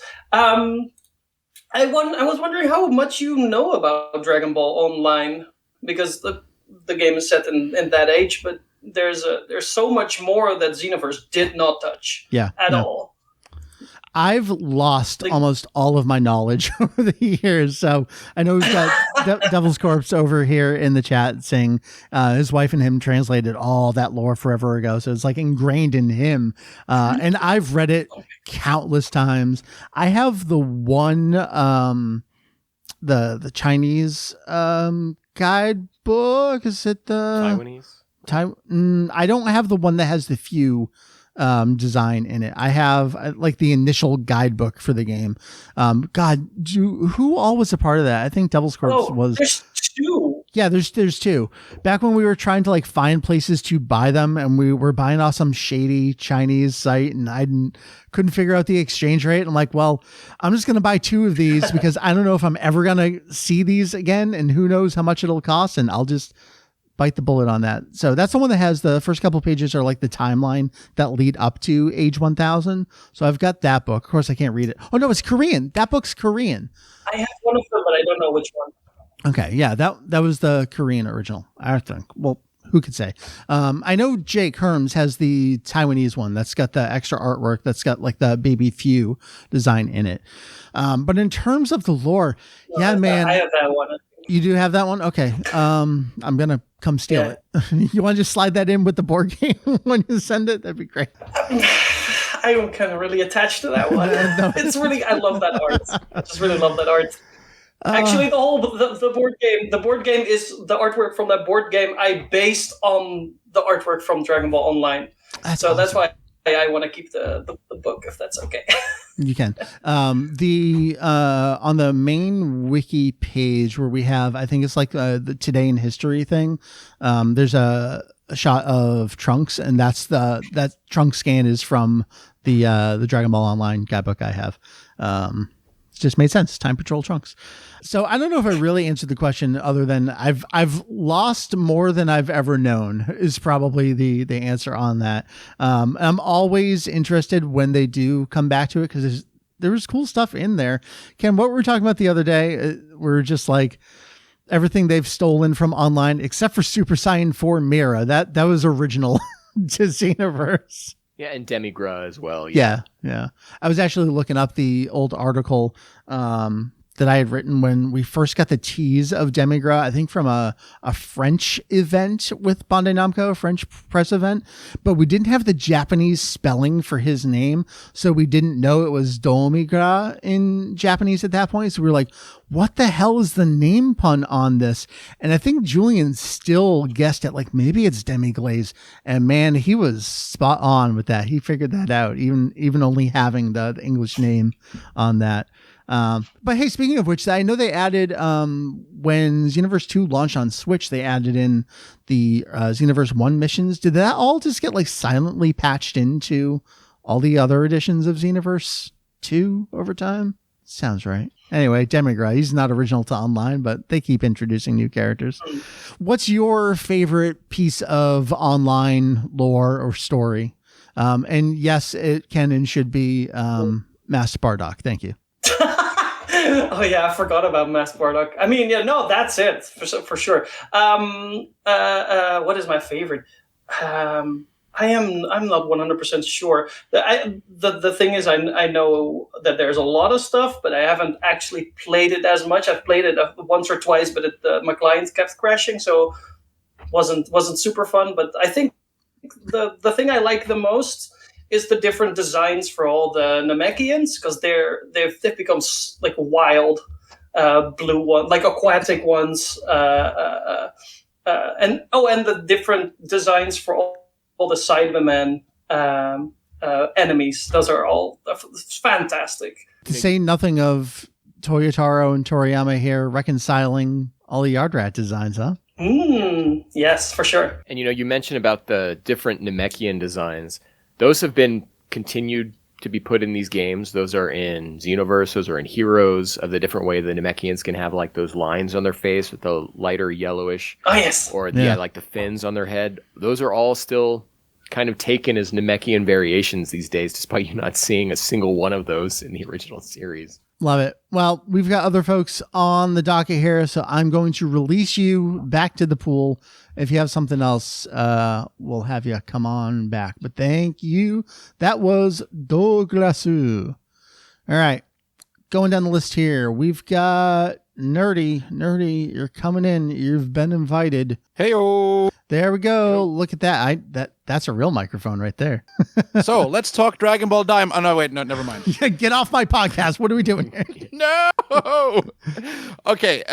So we've now got a bunch of different games: the Xenoverse, Sparking, Kakarot. Yeah. Which of the games would you like to see get the new super content, like Moro, Granola, Jocko? Would you like that in Fighters or Kakarot or a new game? I mean, all of it. So let's start with Fighters. So we didn't get any updates out of it here, other than stay tuned for. Actually, no, they did have some. I think they had a brief little Fighters mention. Did they have the producer from Fighters on stage? Who could say? I didn't get a chance to watch the whole thing live. So we know Fighters is getting an additional character at bare minimum. We'll probably have more updates for that at Battle Hour as well. I think Fighters should stay on, let's say, extended life support here. Even if it's just individual characters, I think if they give us Super Saiyan 4 from Daima, that's great. Man, Moro in Fighters is kind of like the ideal situation for me. I think at this point he's going to be a given for Sparking Zero. If they're putting this much effort into kind of soft rebooting Sparking Zero, it'll stick around for the next 2-3 years rather than Sparking 02 or Sparking -1 or whatever direction they want to go with it. So I think he's a lock for it there. But then you don't know what Age 1000 is going to bring us. I have a feeling that that's not going to be the new hotness place. That'll be like what Divers did, where it's kind of like, let's go back to the beginning, back to basics kind of thing. Don't entirely know. I would love, this question is about Moro, correct? Or just the... Yeah, or well, the new content from Moro or Granola, right. Like the new stuff after the remake. Yeah. So we talked about this a little bit on We Got a Podcast, and I asked, like, is Moro coming to Sparking Zero or Age 1000 first? And I think Age 1000, Mike, unless you have secret information, I'm guessing is probably like a summer 2027 game. Yeah. And if that's the case, then I think, if you think about the production timetable of when Moro Galactic Patrol will start, yeah, they will have cast Moro's role probably by spring of next year, going into a fall release for that anime. So I think he'll probably be a marketing point for Age 1000. Randy had brought up that Beerus appeared in Battle of Z. Heroes prior. He was in Heroes and Battle of Z before the movie came out, yeah. Right.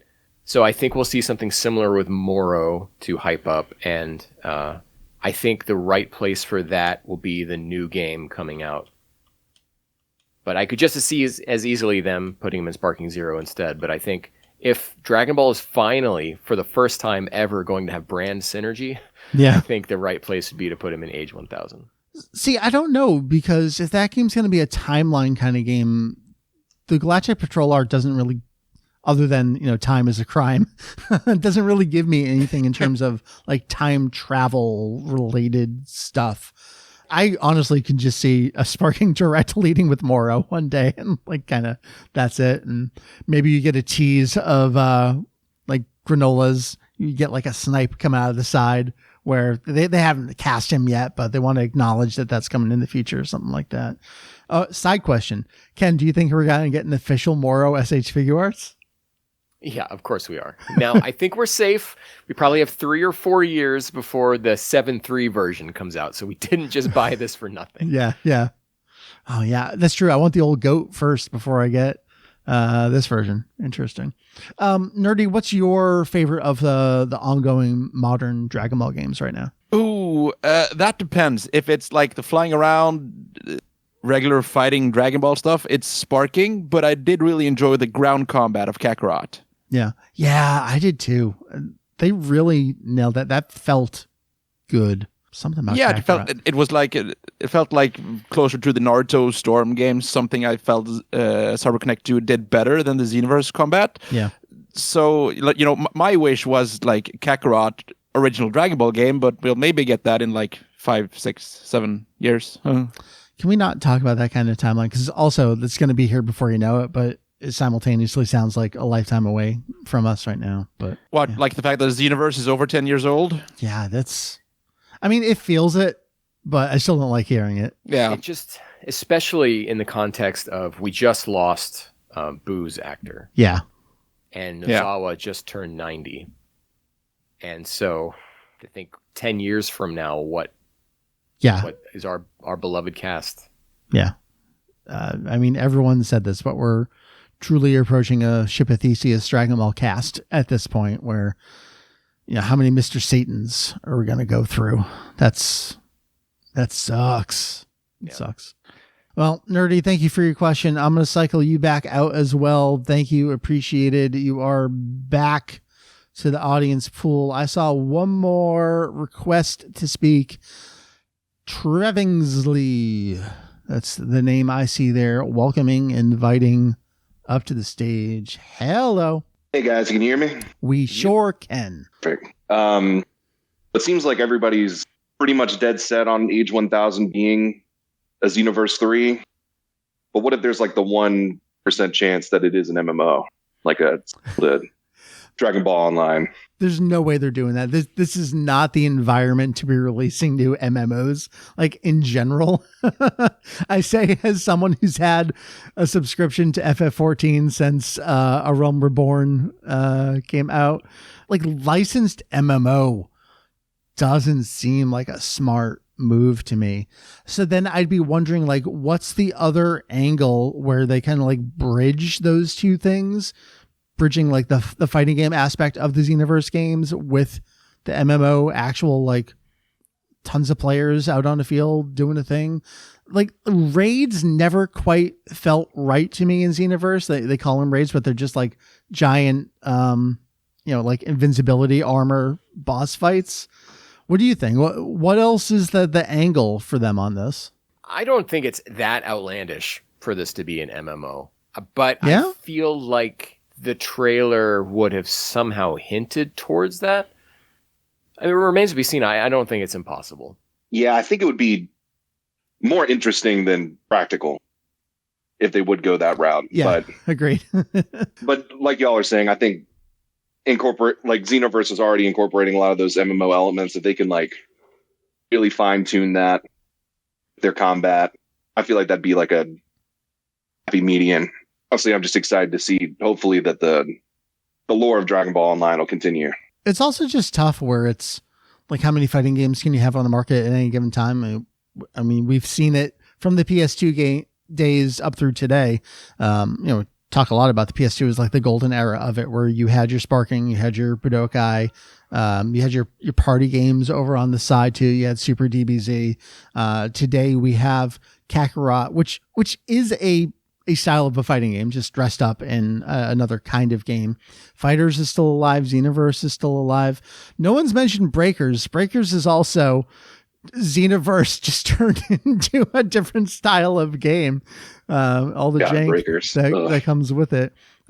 We've got, what is the tap game we've got out now? The Legends? Dokkan? No, the other one, Squadra. Action Squadra. Squafordra, Ken. Squafordra. Yeah, Squafordra. Which I still haven't loaded back up since the beta. We've got, I don't want to say we've got every kind of game. There's other kinds of games they can do. And I think I'm not a game developer or designer, so I don't have the answer on it, but I think they should, if it's Xenoverse offshoot or in name, they got to find some kind of slightly different angle for it.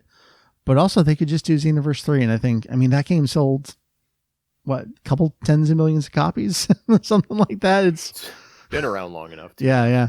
That's the thing that people know/realize this, but you think of Street Fighter is like the biggest fighting game on the market, and it does like single digit million copies. as opposed to the games like these that do double-digit million copies, the audience for these are huge, which is kind of in contrast with what I was saying earlier about I don't think a licensed property MMO is the right idea. I think there's just something about the licensed property fighting games that really kind of like tickle the brain there for their market. Man, I don't know. Any other wishes, Trevor? Like I said, really just for if they can dig up more lore that Toriyama wrote for Dragon Ball Online to include that, or just stuff that I don't know, that at least Universe hasn't really touched. Yeah, that'd be interesting to me. Out of that, I mean, even if it is Universe 3, I'd be happy. I want to play contrary and see the MMO route. Yeah. How viable y'all think that would be? At the very least, one thing I'm excited about this is that on the Dragon Ball official site, where they have the page for the Age 1000 announcement, they say that it's a brand new Dragon Ball world and it's entirely original characters, plural, all brought to life by Akira Toriyama. So I think there is going to be a lot of Toriyama design in this. And if you think about a game timeline, I mean, we have no idea when this is coming out. I know I guessed summer 2027, but your production starts well ahead of that. So we could have already been 3 years in development at this point. I think they said like 6 to 7 years on this game, going all the way back to like the earliest days of pre-production on that. So that could have been Toriyama's first design sketch was 7 years ago, who could say, and then they've been working, like programming the game for 3-4 years, something like that. So it's not outlandish to think that he might have had some involvement in the story, though I think they would have announced that up front if that were the case. This was very much a event about Toriyama. Yeah. I think maybe for better or worse. Yeah, there's a lot of Toriyama presents from Toriyama, from the mind and the pen of Toriyama on this. On the other hand, like this was just the first teaser, and they said we've got more to share about this. You said characters, it kind of reminds me of Legends, where we got Shallot, but then we got the other characters like Zaha, and who could say who the other characters in Legends are. Right. That they got multiple Toriyama designs in there, so maybe they'll just go down that route too. Just Toriyama give us a small new cast to kind of run with from there. But Ken, to your point, they really seemed like they made a point of that, of respecting the fact that like this is a situation we're in where we've lost him recently, and we have all these things in the works that we have been tasked with bringing to life on his behalf without his final kind of supervision on it. And it feels like they're taking that somewhat seriously. I'm going to release you back into the audience here. Thanks so much for your question. Ken, I want to kind of stick with that last bit there for a moment. The wrapping this up without Toriyama, all these other things, everything from Daima to the continued game development to animated arcs based on material he had involvement with that he's no longer around for. You've had some strong thoughts and feelings on Ioku. I kind of don't know where I land on Ioku. I'll tell you the one thing I think about Ioku is the way he holds a microphone, where he's got like both hands up here and he's just like eating it like an ice cream cone, whereas everyone else knows how to use a microphone.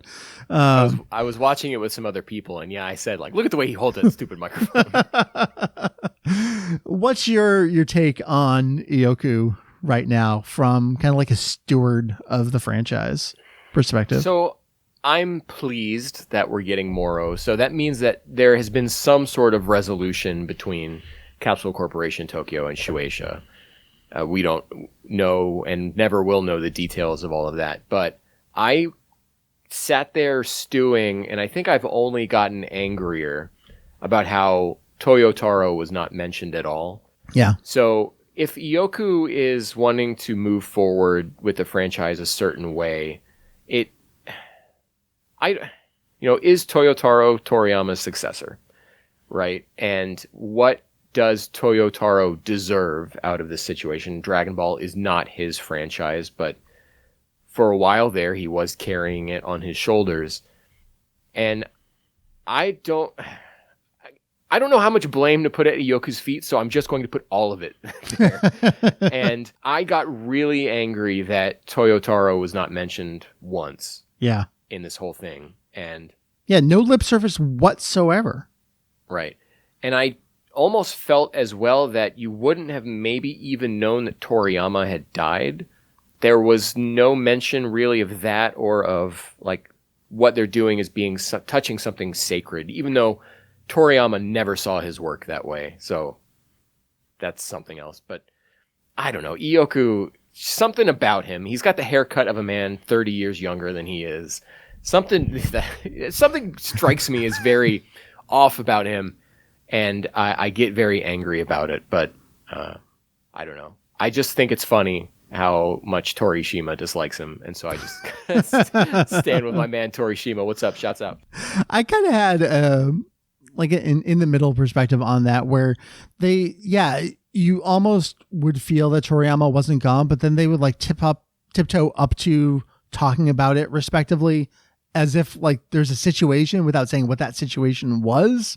Yeah. It did seem a little weird. Of course, again, like we said, the subtitles were almost useless at many points during this. So have to really go back. And again, for me, I was in international waters at the time. I didn't get a chance to watch it live. So all I got, because they made the damn thing private afterward, was just other like co-streaming fans yapping over top of it. Luckily, whoever I landed on wasn't the who asked for this guy. So someone else. Next time, Mike, if you're on a cruise, I will record the whole thing. Okay. Thank you. Just a clean recording of it. Wonderful. I appreciate it. I should have asked for that ahead of time. I didn't think they would just take it down, but I should have expected that. That's how they do it. I'm surprised we saw anything at all after the Daima event. You're right. Yeah. Yeah. I guess, well, you know what? Because there's no, they did show footage, but it was edited footage of Super. I bet if there were a trailer for...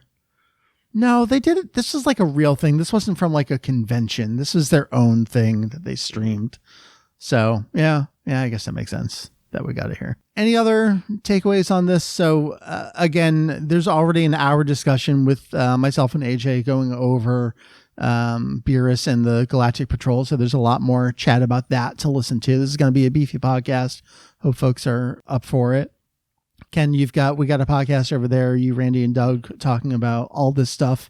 You want to give any teases for maybe some of the different angles that you talked about with the animation there? One of the things we're wondering is what is their level of commitment to Super Kai? Yeah. Because Battle of Gods was the least of that show's problems. Yeah. And so if you're trying to give a refresher before, you want to give the best possible start for Moro. He deserves it. Mm-hmm. So how far do you take that? Because there was a lot of funky animation in that entire show. Yeah. It wasn't just those first 12 episodes that needed some retouching. Yeah. We certainly talked about that a little bit with, all right, so we've got this, or we're getting Frieza. Okay, like how far do you go? Do you do all of it in the lead up to perfectly segue into Moro at that point? And then, all right, well, then what do you do with Broly? Is that going to be your one off ramp that you still have to take to come back around again? No perfect brain synergy is possible with Super here. Ken, we've been some of the biggest Moro stands. I think there was just something about that arc, getting Toyotaro to really come into his own, to flex what he had been wanting to flex for a while. I'm just a sucker for any Galactic Patrol stuff in general. I loved Jocko so much. I love Sachi and Gia as well, the joint projects with Toriyama and his BFF Masakazu Katsura. So to get a Galactic Patrol Dragon Ball proper story arc like that was made for me. The guy with the hole, this hole was made for me. This arc was made for me. That's how I felt about it. So, I've always been comfortable enough with it existing as a manga. Okay, that's the thing to me, that's the original. That's what it was. I don't need something beyond that. I don't need the vindication, the validation of it getting animated for it to be real, but I still do want to see it. So do you have any kind of like requirements or expectations for animated Moro? You had said something, I think when Super was still airing, that was something along the lines of that the show despite telling a serialized story, is extremely episodic. Yeah, the Tournament of Power in particular had that as an awful problem. I felt like that opened my third eye about that show. Oh, yeah? And Moro being a series that started as a manga, like a storyline that started as a manga first. I mean, Universe 6, that storyline technically, yes, but Yeah. Moro was a long stretch of just a story. It never feels like Monster of the Week or episodic. It just, that is an adventure. And that is the first time that Super ever has that. And so I think that might be in part why we love it so much, in addition to the Galactic Patrol. So for the anime, when I'm looking at that, is how are you going to pace that story out? Obviously, they will be adding content to it.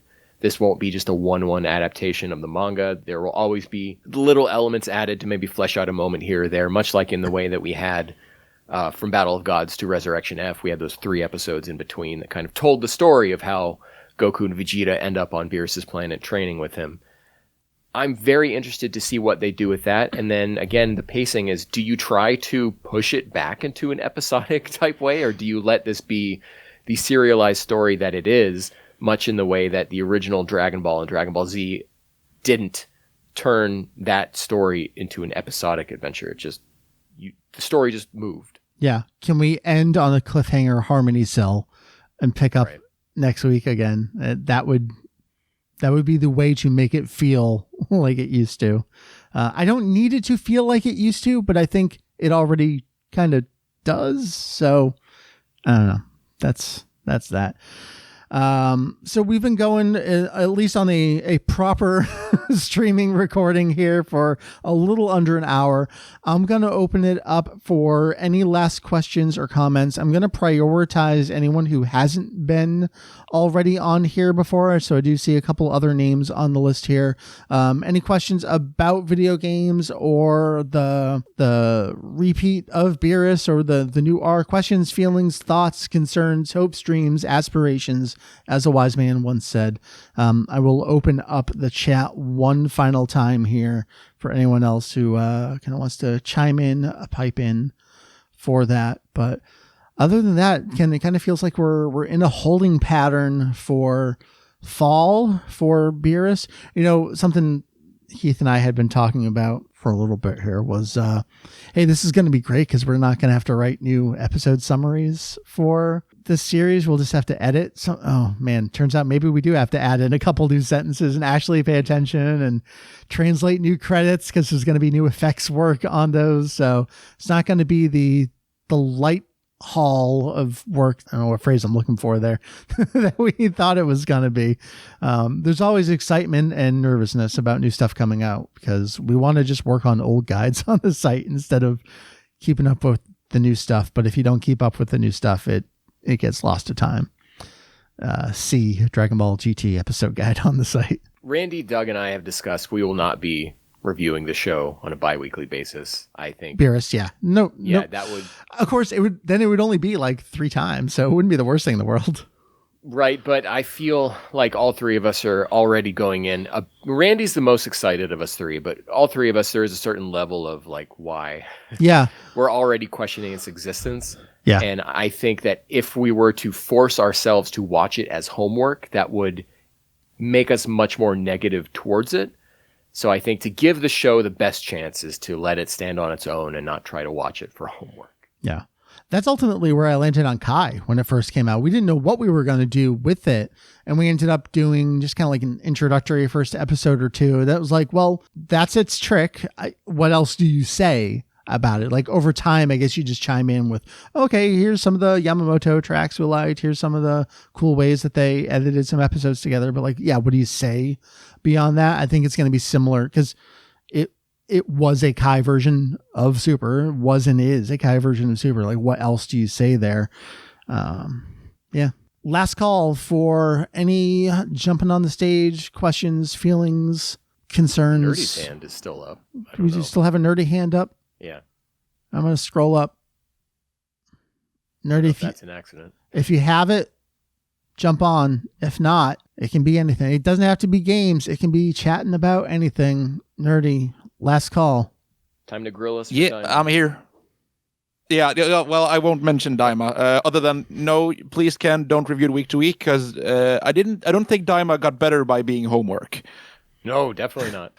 But yeah, just like I guess timeline or story question, because now Age 1000 is, it's doing the Age 1000 thing, and now we have online and Xenoverse and Heroes and the Legend story. Would you like Age 1000 to try to make like a completely new version? Like, let's forget Time Patrol Trunks and Toki Toki Birds and the Kaoshin in Time, or would you like them to try to in some way continue the stuff from online and Xenoverse? I think the Time Patrol Trunks is too strong and identifiable of a character for them to ignore, but I think it would be bold of them to do so, to strike out and find a different angle for this. Yeah, because like they've been doing like with the Broly, it was the Broly from Akira Toriyama, the Bardock from Akira Toriyama. Would this be the future from Akira Toriyama, even though he was involved with online, etc.? Yeah. I would like them to go really big picture, Grant Morrison type high level thinking about this, and let Age 1000 understand the true kind of multiversal nature of Dragon Ball and where it's at right now. Yeah.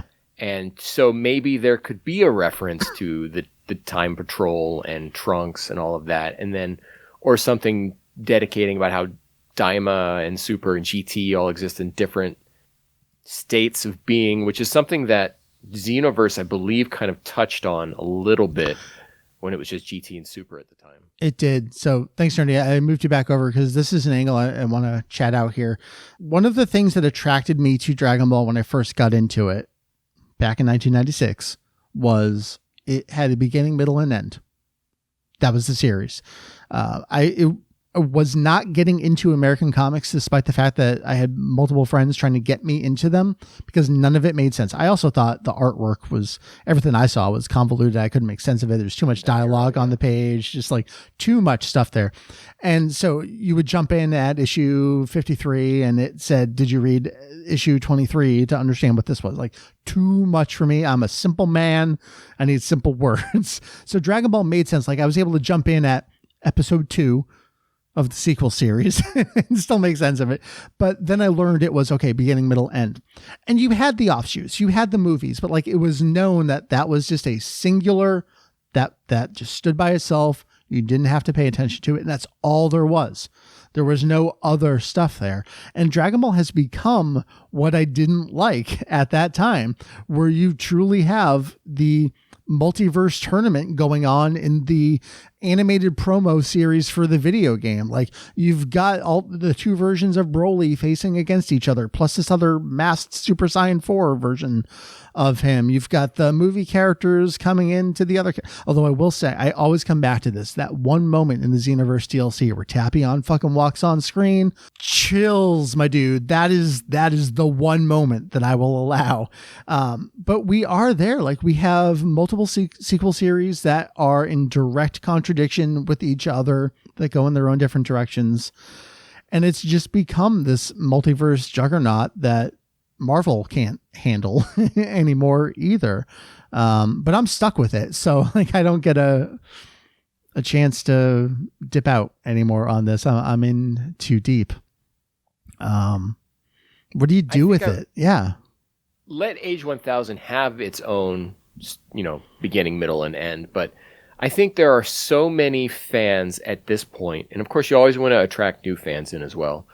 But there are so many fans at this point that I feel like if you don't kind of dance around certain things, then people will be like, well, what about this? Yeah. Yeah.